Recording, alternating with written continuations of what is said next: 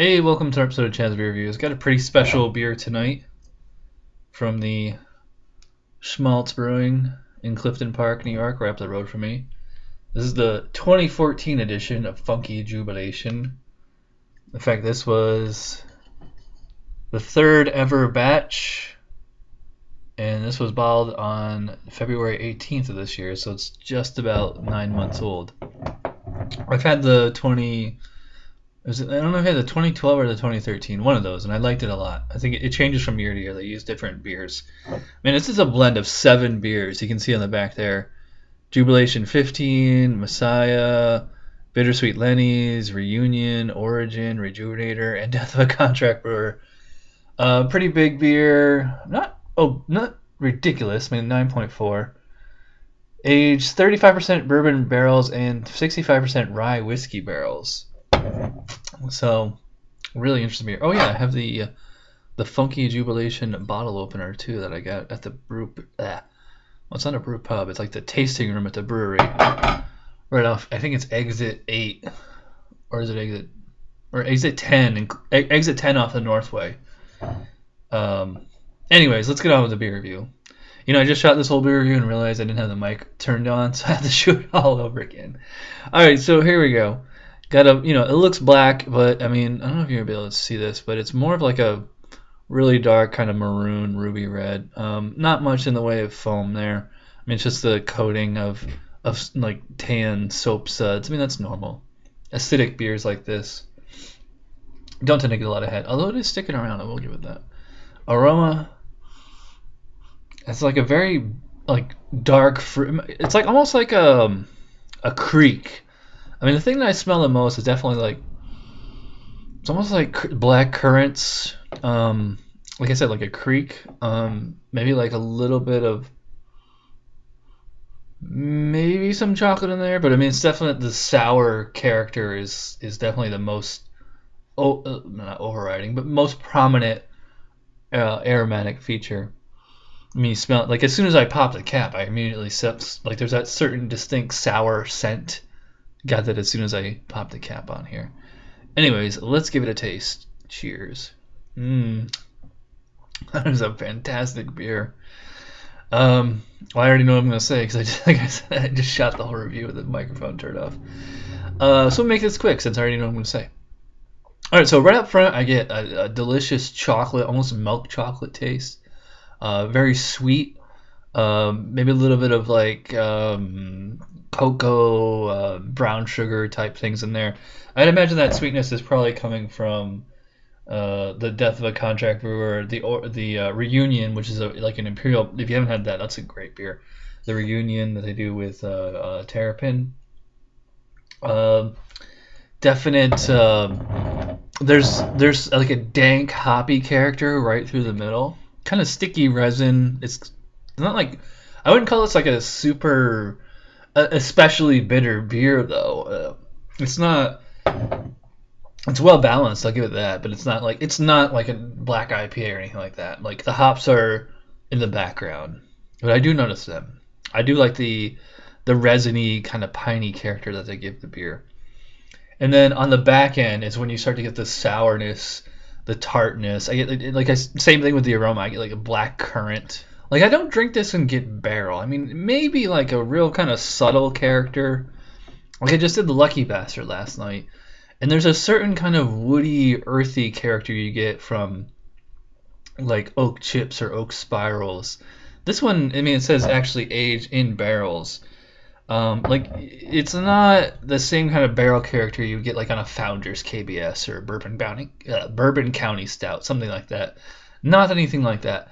I think they probably leave it in the barrel for just short enough time to like start to get that kind of sour, that kind of wild yeast character in there. I don't know if it's brewed with wild yeast or if are they putting bacteria and stuff in there. They don't really say where I mean, there's nothing on the label and nothing on the website, nothing anywhere where they actually they use the word sour.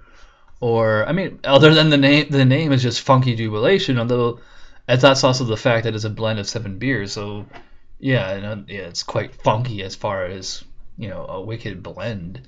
As you can probably tell, I really like this beer, but we gotta take a break. A quick word from our sponsors, and we'll be right back with the final word on Funky Jewbelation. Hey craft beer drinkers, have we got a book for you? The Handbook of Porters and Stouts. This book documents the greatest examples of dark beer available on the market today. From old world traditional brews to American craft breweries pushing the boundaries of what dark beer can be. You'll learn about the origins of the styles as well as the brewers behind the beer. Available in bookstores November 11th or pre-order from Amazon at a discounted rate today. Come to the dark side with the Handbook of Porters and Stouts by Josh Christie and Chad Polenz. All right. I think this is a fantastic beer. I think you know where I'm going with this. But let's rate it on Rate Beer real quick. For aroma, I'm only going to give it an 8 out of 10. I really dig that kind of sour, that distinct sour character.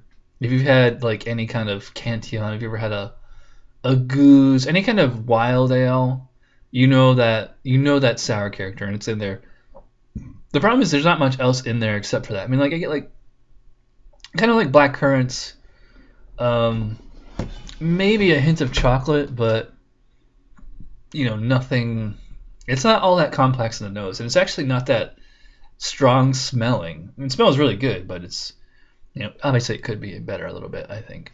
Appearance, I'm gonna go 4 out of 5. I mean, there's really no baseline for this kind of beer since it's a blend. I mean, it's dark. Mostly I'm just going by head. You can see there's a little bit of legs on here.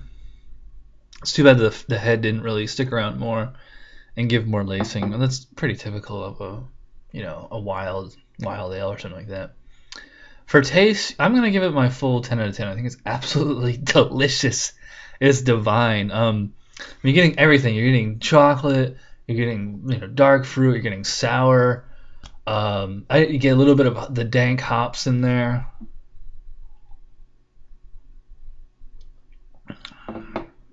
You get like juice. Like it's all these flavors that you wouldn't think that they would blend, and they do like absolutely perfectly. I think this is an absolute masterwork of brewing science and just innovation. I think my hat is off to Shmaltz Brewing for making this beer. For palate, I'm gonna go the full 5 out of 5. The mouthfeel I think is, it's nice. It's at a nice kind of thicker viscosity, but it's not sticky say a Bourbon County or even like Founders KBS. It has kind of like a crispness to it. There's definite carbonation here. It's one thing I noticed about sour beers. They tend to be actually kind of crisp. I like there's leaves a nice kind of tart berry aftertaste. It's really, really easy to drink. I am very tempted to drink this entire bottle by myself, but my girlfriend's in the other room, and I promised I'd split the bottle with her. So 5 out of 5. Just for a big beer, really easy to drink, really comfortable in the mouth. Overall, I'm going to go 18 out of 20. I think it's, one of the better beers. It's not an absolutely perfect beer. It's, pretty darn close, but 18 out of 20, which gives me a total score of 4.5, which is a 10 out of 10 on my scale. I would totally agree with that. So there you go, 10 out of 10 for the 2014 Funky Jewbelation. It is a low 10. But it's for what it is. It's really impressive. If you see it, pick it up. This bottle was $12.49, worth every penny. And if you can find an older vintage, consider yourself lucky. Just get it, buy it, drink it. You'll like it. So that does it for this episode of Chad's Beer Reviews. Episode number 800 is next, and yes, I do have a very, very, very special beers, I should say, for episode number 800. So stick around for that, and I will see you real soon. Cheers.